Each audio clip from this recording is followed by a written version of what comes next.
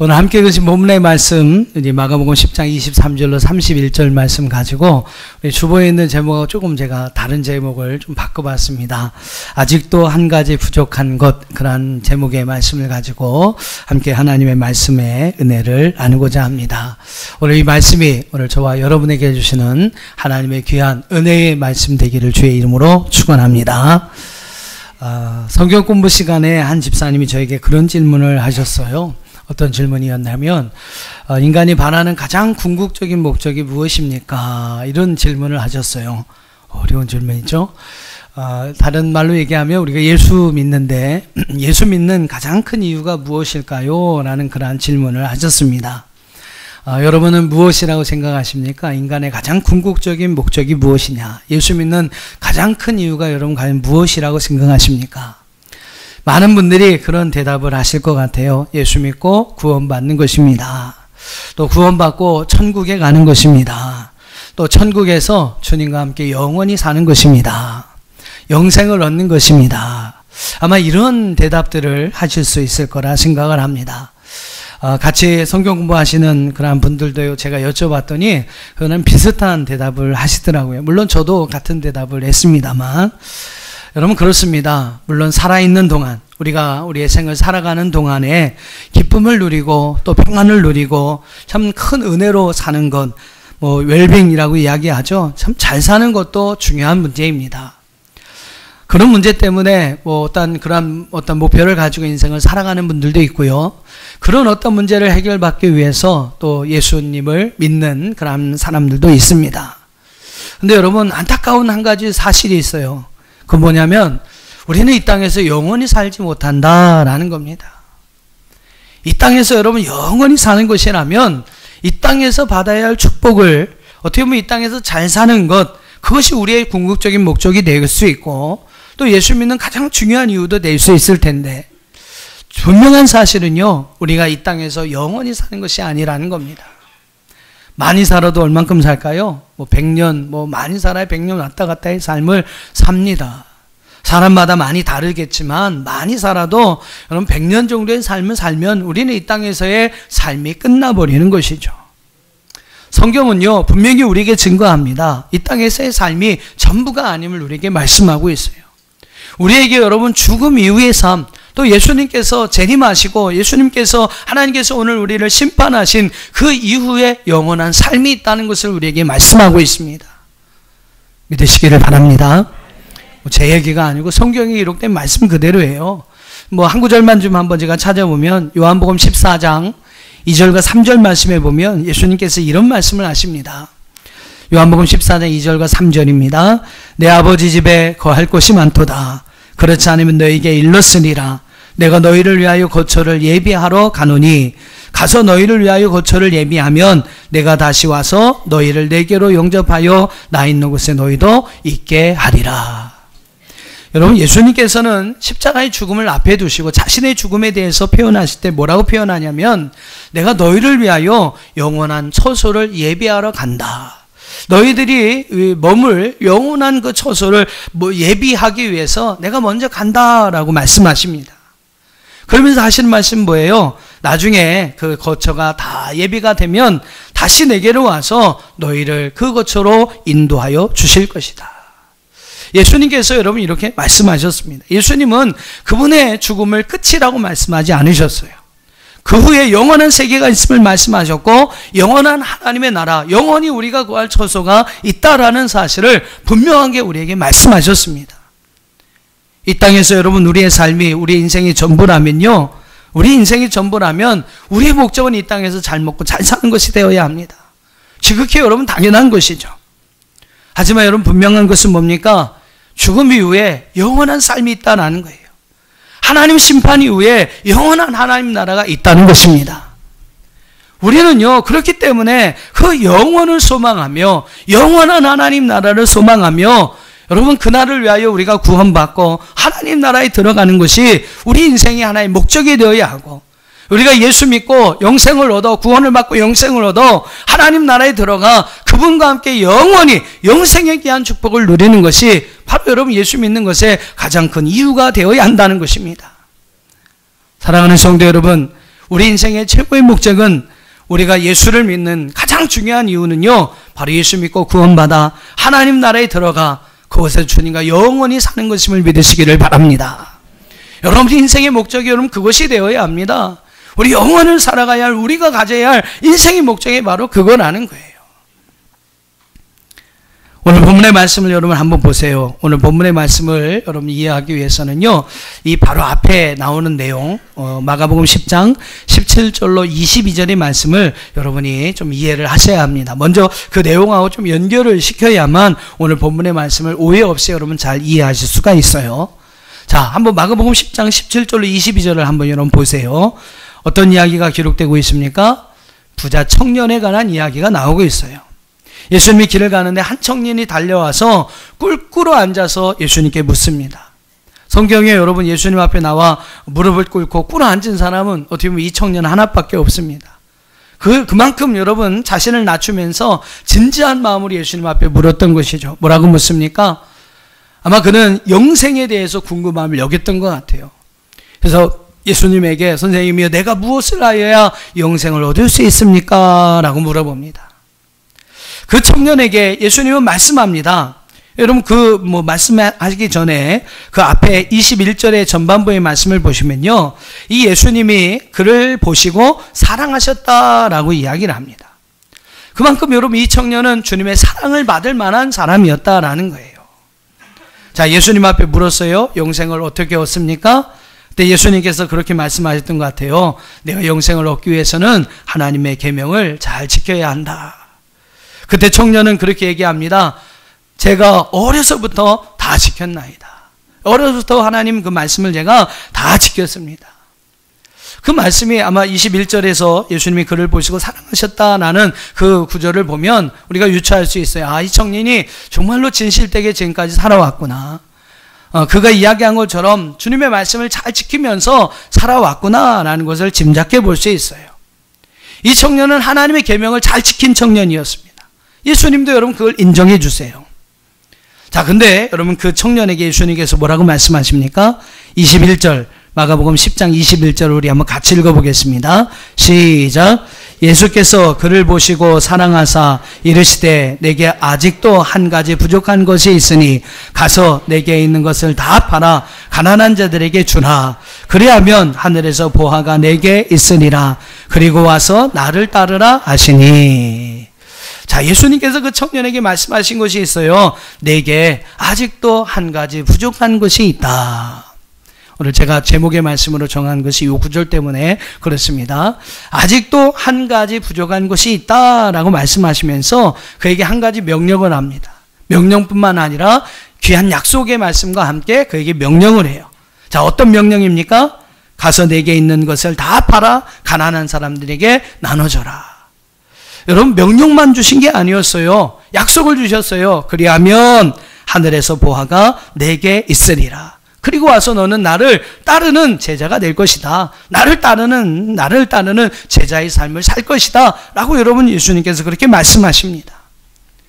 여러분 예수님이 그에게 어떤 말씀을 하셨습니까? 나눠줘라. 너희 가진 그 재물을 사람들에게 나눠줘라. 나눠주면 너는 하늘의 보화를 얻을 것이다. 나눠주고 나를 따라와. 그럼 너는 나의 제자가 될 것이다. 어떻게 보면 제자로서 하나님이 주시는 더 큰 영적인 축복을 누리며 살아갈 수 있는 사람이 될 것이다. 주님이 여러분 그에게 약속을 주신 거예요. 근데 여러분 그 청년은 이어지는 말씀에 보면요, 그것을 근심하다가 그냥 슬피 근심하다가 돌아갔다라고 성경은 말씀하고 있습니다. 여러분 잘 생각해 보십시오. 우리가 성경대로 산다, 말씀대로 산다라고 이야기를 합니다. 그럼 여러분 성경이 뭡니까? 성경이 여러분 무엇인지를 알아야 성경대로 말씀대로 사는 것이죠. 성경은 하나님의 약속을 기록한 책입니다. 예, 여러분 성경에 대한 정의를 한마디로 얘기하면 우리 인간을 향해 하나님께서 주시는 약속을 기록한 책, 그것이 바로 성경이에요.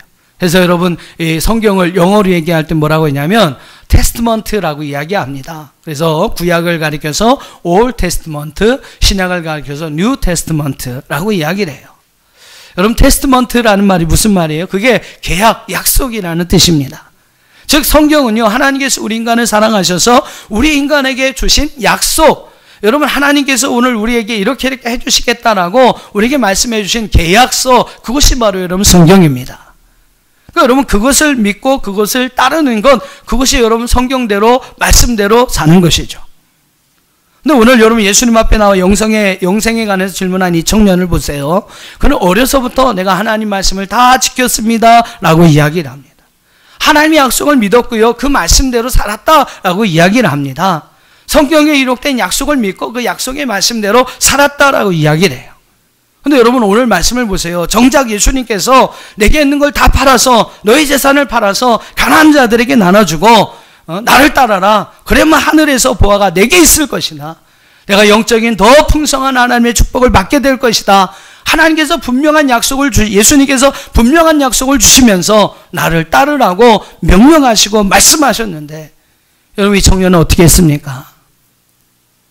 지금까지는 잘 따라왔는지 모르겠습니다만 이 말씀만은 따르지 못했다는 것이죠.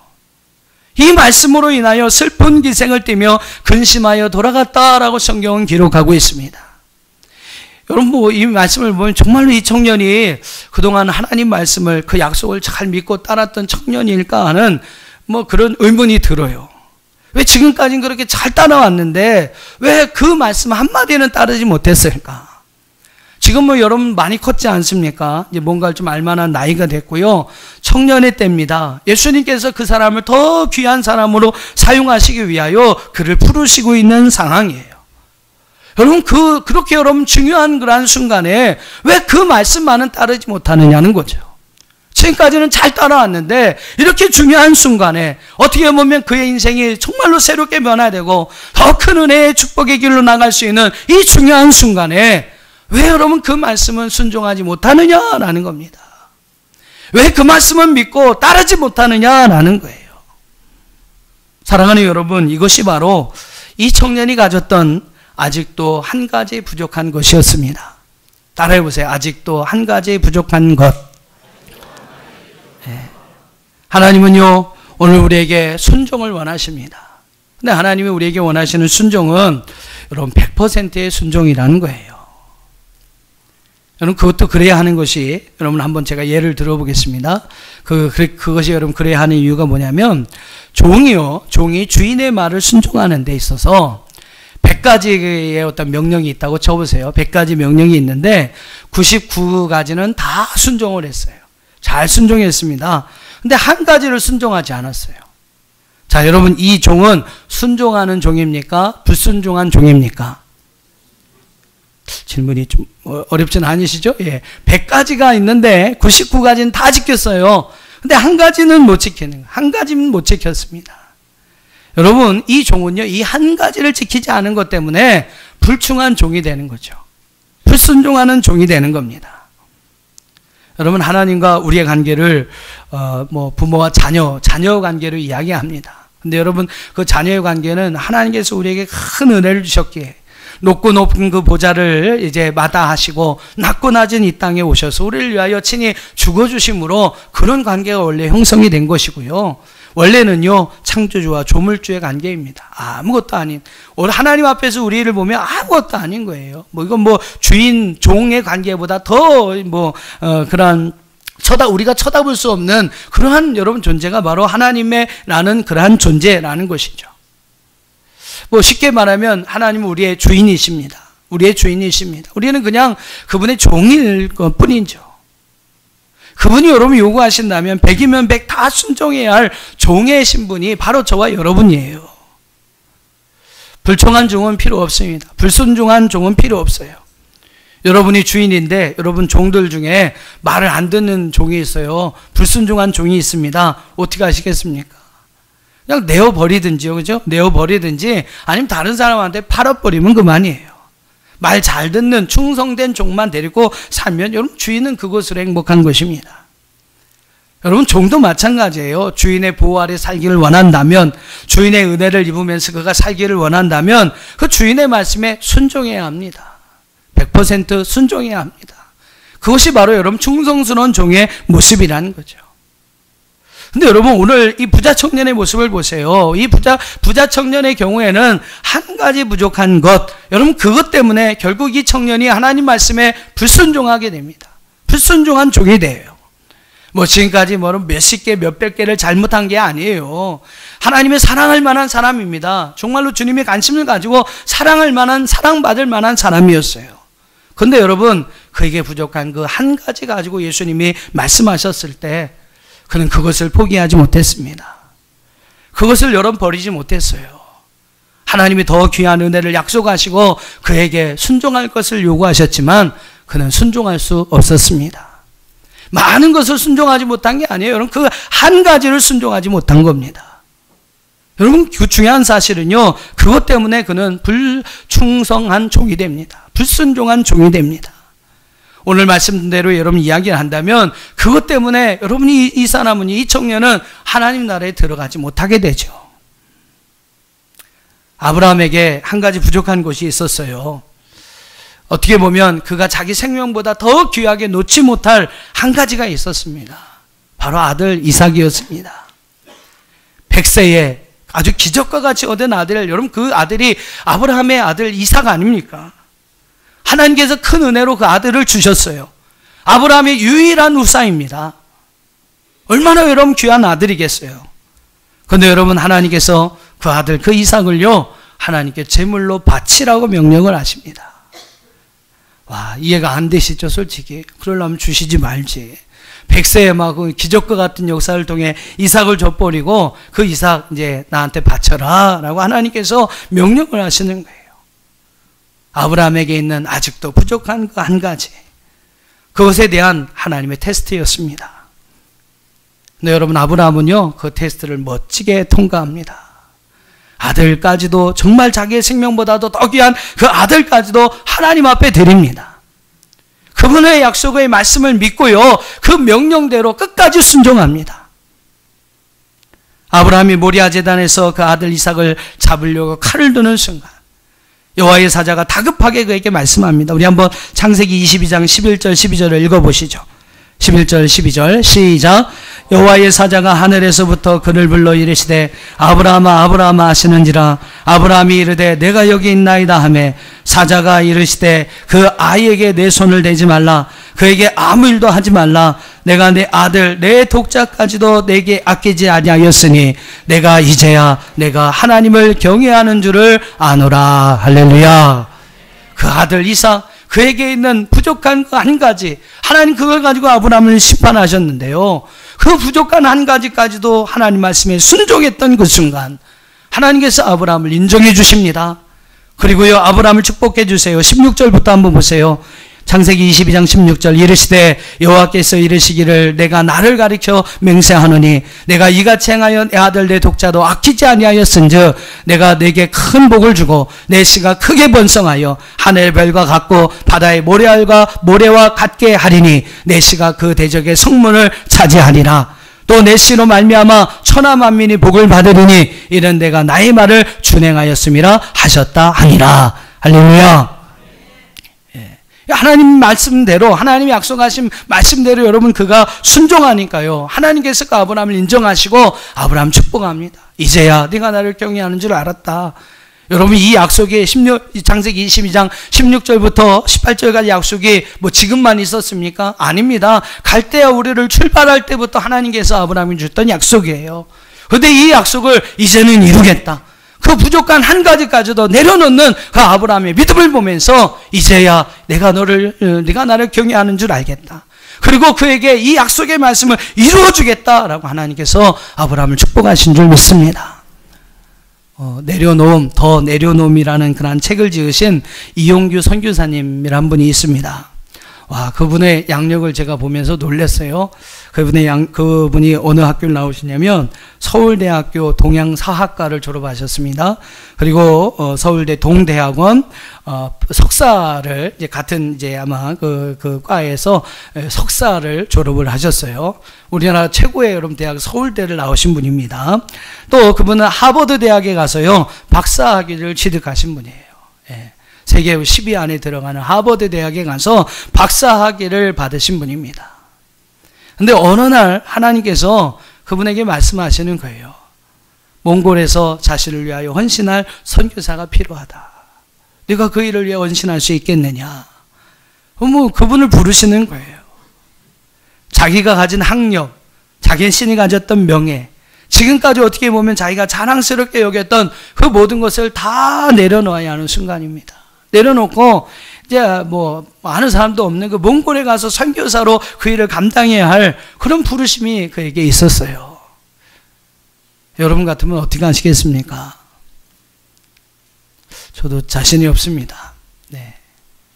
근데 여러분, 이분이요, 다 그 책 제목, 그분의 책 제목대로 다 내려놓습니다. 자기의 지식, 학력, 어떻게 보면 그 분야에서 얻을 수 있는 명예와 관료 다 내려놓습니다. 부귀와 영화 다 내려놔요.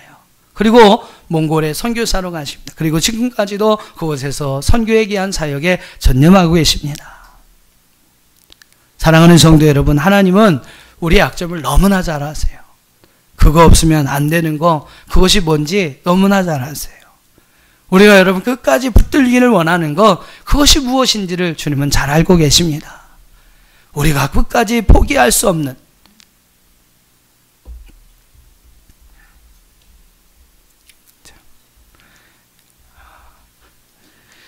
우리가 마지막까지 포기할 수 없는 그 한 가지가 무엇인지를 하나님은 너무나 잘 알고 계세요. 그래서 여러분, 그 한 가지 부족한 것을 가지고 때로는 우리를 시험하십니다.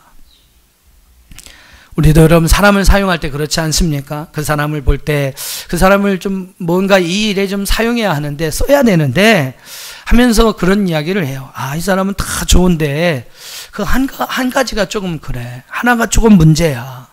좀 그것만 고칠 수 있으면 참 이 사람이 이 일의 제격인데, 그런 이야기를 하는 경우들이 우리가 있습니다. 여러분, 누구에게나 부족한 한 가지가 있어요. 버려야 하고 고쳐야 하고 바꿔야 하고 변화되어야 할 그 한 가지들이 분명히 있습니다. 근데 어떤 분은 그 한 가지를 버리지 못해서 쓰임받지 못하는 사람이 있어요. 또 어떤 분은요, 그것을 과감히 버려서 쓰임받는 분이 있습니다. 그 한 가지 부족한 것이 여러분 그렇게 중요하다는 거죠. 그것 때문에 여러분 쓰임받을 수 있고, 그것 때문에 쓰임받을 수 없고, 그것 때문에 더 큰 축복을 향해 나가는 걸림돌이 될 수 있고, 그것 때문에 여러분 더 큰 축복을 향해 나갈 수 있는 축복의 씨앗이 될 수가 있다라는 것입니다. 한 가지 부족한 것, 그 한 가지 부족한 것이 그만큼 중요하다는 거죠.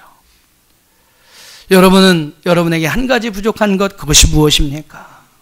우리 부자 청년처럼 여러분 어떻게 보면 하나님께서 순종하라 하실 때 놓을 수 없는 그것, 여러분 무엇이라고 생각하십니까? 오늘 하나님께서 아브라함처럼 오늘 이것을 우리가 놓을 수 있게 하신다면, 이것을 여러분 우리가 놓을 수 있다면 우리는 아브라함처럼 축복받게 됨을 믿습니다. 그런데 여러분, 이 부자 청년처럼 그것을 놓을 수 없다면 그것은 우리의 평생의 걸림돌이 될 수가 있는 것이죠. 오늘 말씀을 여러분 좀 잘 이해하셔야 돼요. 오늘 말씀을 잘못 이해하시면 부자는 다 천국 못 가는 거 아니냐, 이렇게 여러분 말씀하실 수도 있습니다. 여러분 한번 잘 생각해 보세요. 오늘 본문의 말씀 23절부터 한번 보시죠. 23절부터 25절을 한번 봐보세요. 같이 한번 읽어보겠습니다. 시작.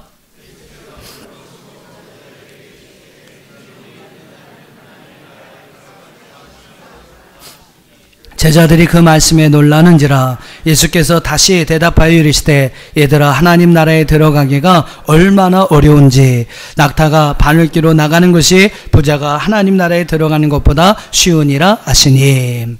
자, 이 말씀을 하신 이유는 앞에 부자 청년의 어떠한 사건이 있었기 때문에 이 말씀을 하시는 겁니다. 그러니까 여러분, 물질뿐만이 아니에요. 이 부자 청년에 관한 이야기가 있었기 때문에 예수님은 물질에 대해서 이야기하신 것이죠. 물질 말고도 여러분 우리를 넘어지게 할 수 있는, 우리를 여러분 끝까지 붙드는 그런 우리의 부족한 한 가지가 다 있다라는 거죠.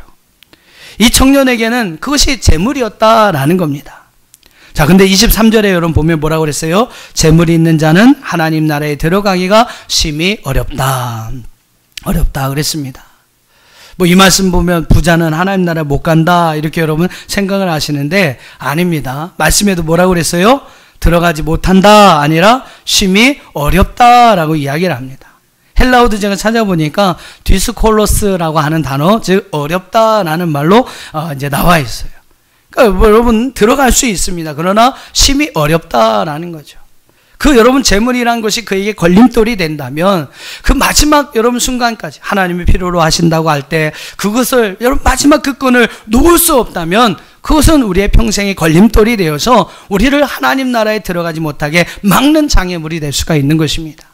근데 여러분 그것을 과감하게 놓을 수 있다면요, 그것은 뭐 우리의 아무리 많은 재물을 가졌다 할지라도 여러분 그것은 우리의 걸림돌이 되지 않는다라는 거예요. 그러니까 어렵다라는 겁니다. 어려운데 왜 어려워요? 그것을 놓기가 어려우니까. 그래서 여러분 하나님께서, 예수님께서 심히 어렵다라는 말씀을 하십니다. 그러면서 여러분 하나의 비유로 된 말씀이 뭐냐면, 낙타가 바늘기로 들어가는 것이, 나가는 것이 부자가 하나님의 나라에 들어가는 것보다 쉽다라고 이야기를 합니다. 여러분 낙타가 바늘기로 나갈 수 있습니까? 낙타가 바늘기로 나갈 수 있어요? 어떤 분 이걸 보면, 아이 목사님, 예수님도 이렇게 말씀하시는데 부자가 그러면 하나님 나라 못 가잖아요. 어떻게 낙타가 바늘길을 통과할 수 있습니까? 못 간다는 얘기잖아요 라고 이야기를 하세요. 근데 여러분 아닙니다. 낙타가 바늘길을 통과할 수 있어요. 어떻게 하면 통과할 수 있어요? 바늘기가 낙타만 하면 됩니다. 네. 바늘기가 여러분 낙타만한 그런 바늘기가 있으면 여러분 낙타는 분명히 바늘을 통과할 수 있어요. 예. 그 여러분 어려운 일이기 때문에 심히 어렵다라고 한 거지 전혀 불가능하다라는 이야기는 아닙니다. 또 여러분 이어서 예수님이 하신 말씀 뭐예요? 27절 한번 봐보세요. 27절 시작.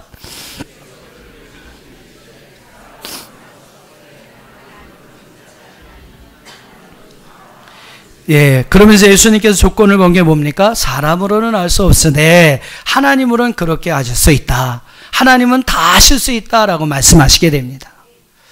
여러분 사울이라는 청년을 아시죠? 이 사울이라는 청년이 여러분 어떤 사람이냐면 예수님을 믿는 사람을 잡아 죽였던 사람입니다. 자기 의로 아주 똘똘 뭉쳤던 사람이 바로 여러분 사울이라는 청년이었어요. 그는요, 세상에서 자기가 하나님을 제일 사랑하는 사람으로 여겼습니다.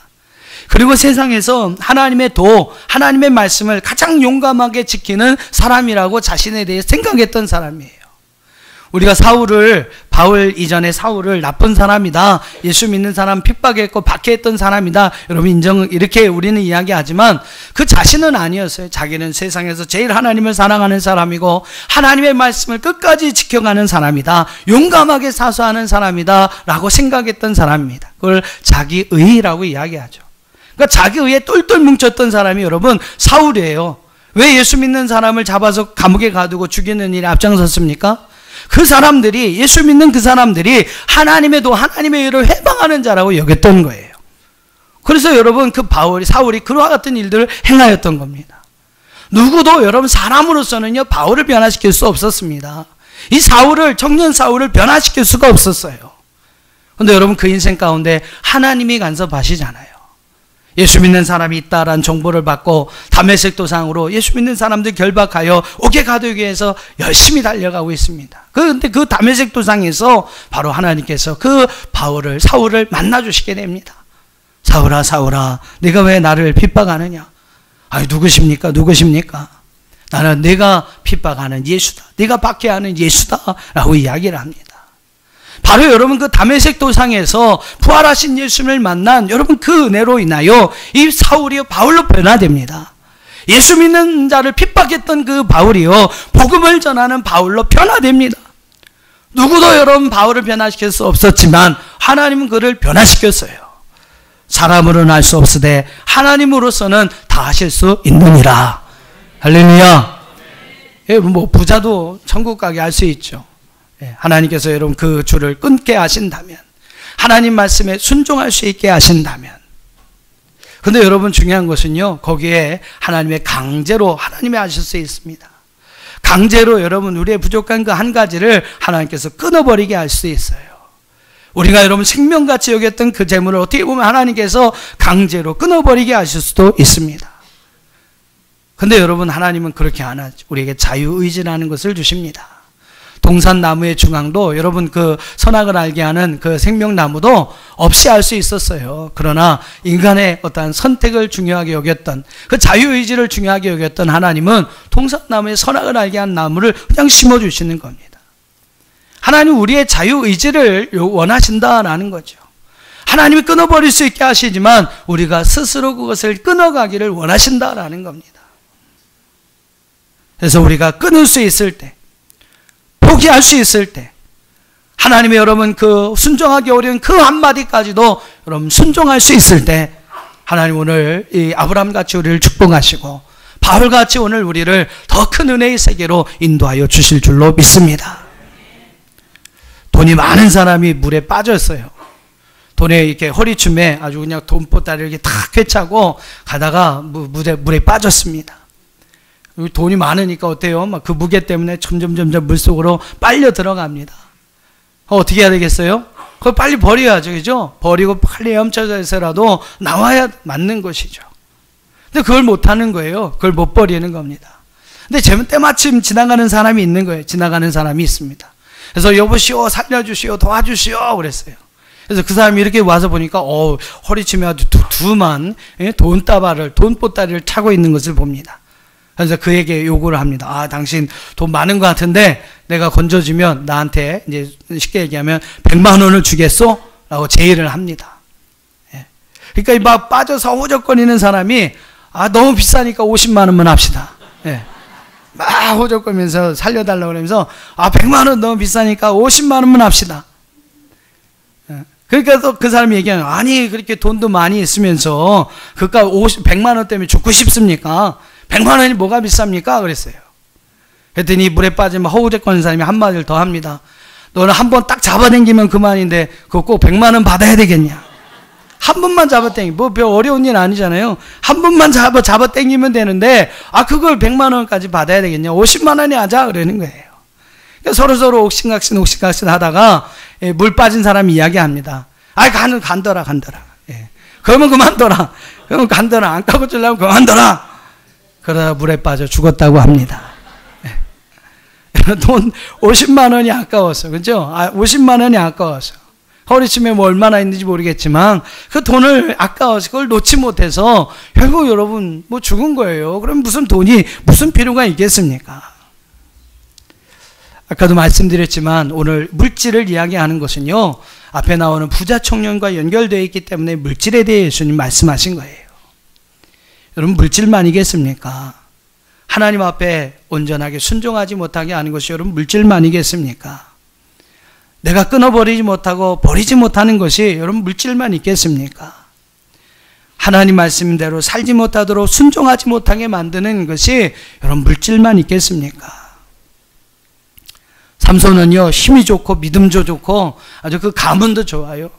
애구심도 아주 특출합니다. 근데 삼손에게 부족한 한 가지가 있었어요. 이성의 유혹에는 너무 약했습니다. 결국 여러분 그 이성의 유혹에 빠져서 두 눈을 여러분 빼앗기고요. 두 눈이 빠지게 되고 죽을 때까지 여러분 연자맷돌을 돌리다가 죽어야 신세로 여러분 삼손이 전락하지 않습니까? 그 부족한 한 가지 때문에 여러분 그런 일이 있는 겁니다. 뭐 다른 게 많아서 많은 게 잘못돼서가 아니에요. 그 부족한 한 가지 때문에 그런 일을 당하게 되는 거죠. 어떤 사람은 다 좋은데 게으름이 문제예요. 어떤 사람은 다 좋은데 기도를 안 하는 거죠.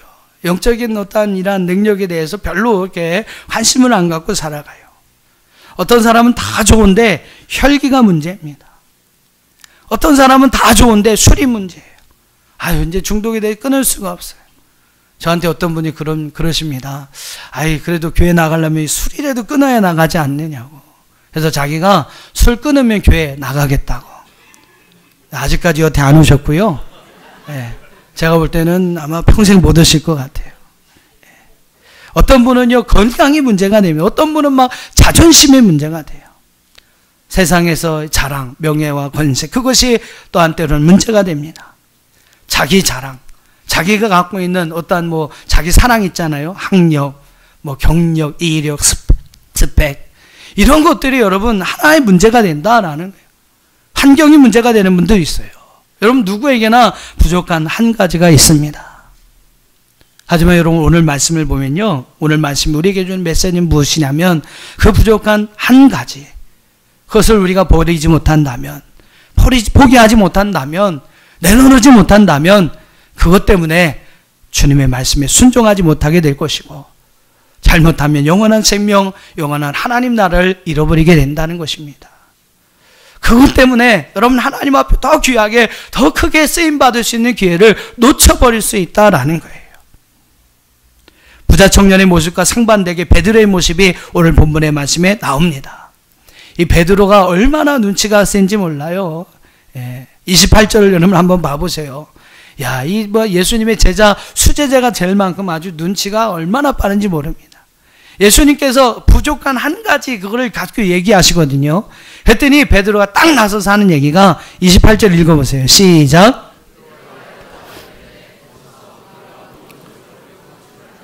예, 우리가 모든 것을 버리고 주를 따랐나이다. 근데 예수님도 여러분 부정하지 않으시고 베드로를 인정해 주신 거 보면 참 잘했다 이렇게 칭찬하시고 인정하시는 것 같아요. 여러분 부자 청년과 베드로의 차이점이 무엇입니까? 좀 넓게 말하면 구원받는 사람과 그렇지 않은 사람의 차이점이 뭘까요? 예수님을 따르는 제자와 그렇지 않은 사람의 중요한 차이점이 무엇일까요? 그것은요, 한 가지의 차이입니다. 그 한 가지를 포기하지 못해서 더 큰 은혜를 향해 나가지 못하는 부자 청년의 모습, 그 한 가지를 놓지 못하고 포기하지 못해서 여러분 더 큰 은혜의 길로 나가지 못하는 부자 청년의 모습. 그런데 여러분 그것까지도 포기함으로 주님의 제자라고 쓰임받는 영광스러운 베드로의 모습. 여러분 이것이 바로 이 베드로의 모습과 부자 청년의 모습이고 부자 청년과 베드로의 차이점이라는 겁니다. 여러분 한번 꼭 생각해 보셨으면 좋겠어요. 나는 어떤 모습일까? 앞으로 나의 모습은 어떻게 되어야 할까? 부자 청년의 모습이 과연 나의 모습일까? 베드로의 모습이 과연 나의 모습이 되어야 할까? 이 부자 청년의 이름은요, 어떤 이름인지 기억조차 없습니다. 아마 그 길로 이제 사라지고 끝난 것 같아요. 다만 오늘 우리에게 참 안 좋은 그런 본으로서 이렇게 우리에게 증거되고 있습니다. 그런데 여러분 베드로는 이후에 어떤 사람이 됩니까? 초대교회를 세우는 기둥과 같은 인물이 됩니다. 지금도 여러분 가톨릭에서는 제1대 교황으로 여기잖아요. 아직까지 여러분 베드로의 그 권한, 베드로의 어떤 그 능력들을 여러분 많은 사람들이 찬송하고 칭송하고 있습니다. 한 가지의 차이예요. 그 한 가지, 우리에게 부족한 그 한 가지를 버릴 수 있느냐, 내려놓을 수 있느냐, 포기할 수 있느냐, 주님이 명령하시고 말씀하실 때 순종할 수 있느냐. 여러분 그것에 따라서 부자 청년과 베드로의 차이점이 생겼다는 것이죠. 오늘 여러분의 그 부족한 한 가지가 무엇일까 한번 생각해 보시기 바랍니다.